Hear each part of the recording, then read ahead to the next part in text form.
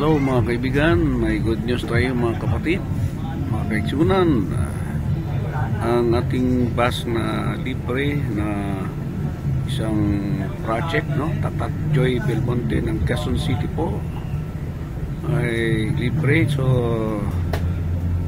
meron akong vlog dati about this free rides na bus na project ng ating buting mayor ng Quezon City na si Mayor Joy Belmonte.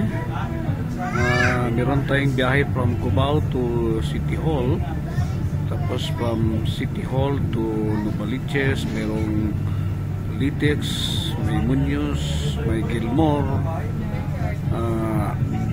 saan pa. So meron ding may bandang Quezon Up or E. Rodriguez. So ang good news po ngayon kapatid, nakikita nyo ang background ng aking kinukuha ng video, ay nag-level up na po ang kanilang sasakyan na bus, no, na na libreng sakay po, no, sa Quezon City po. Matagal na po itong libreng sakay mula pa nung panahon ng pandemic at hanggang ngayon ay nagtuloy-tuloy. Ang kagandahan, gubanda na po ang bus nila ngayon, no? Tingnan mo ito na yung bagong design ng bus nila na medyo open at hindi siya masikip, komportabling upuan at nakikita ang tao sa labas. So yan, no? Kita po malalaki po ang salamin, malalapad po, kaya maganda na po ang bus. Itong bus na sinasakyan ko ay papunta Cubao, libreng sakay po mula sa Quezon City Hall hanggang Cubao, Quezon Cubao po, no? Ayan. So maganda na po ang ating bus na sinasakyan. At napakalamig. Ang sarap pa ng aircon dito sa bus na to, no?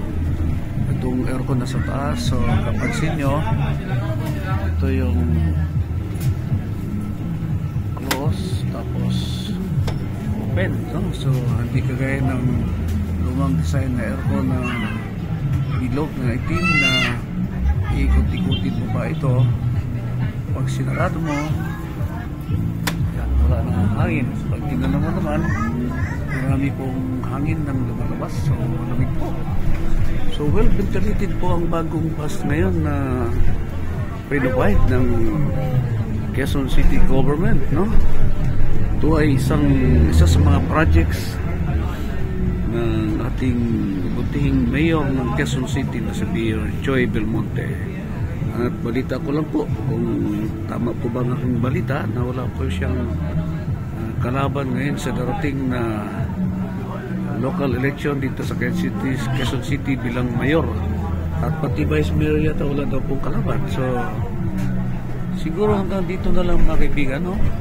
Pinapakita ko lang sa inyo ang part 2 ng aking bus na libre, no? Free rides na bus from Cubao to City Hall, from City Hall to the rest of Quezon City. Merong Litex, merong Gilmore, merong Muñoz, may Novaliches at kung saan-saan pang party ng Quezon City.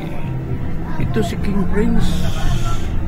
Lagi kayong manood sa Travel 369 para updated kayo sa mga magagandang balita at magagandang nangyayari sa ating kapaligiran. Maraming salamat po.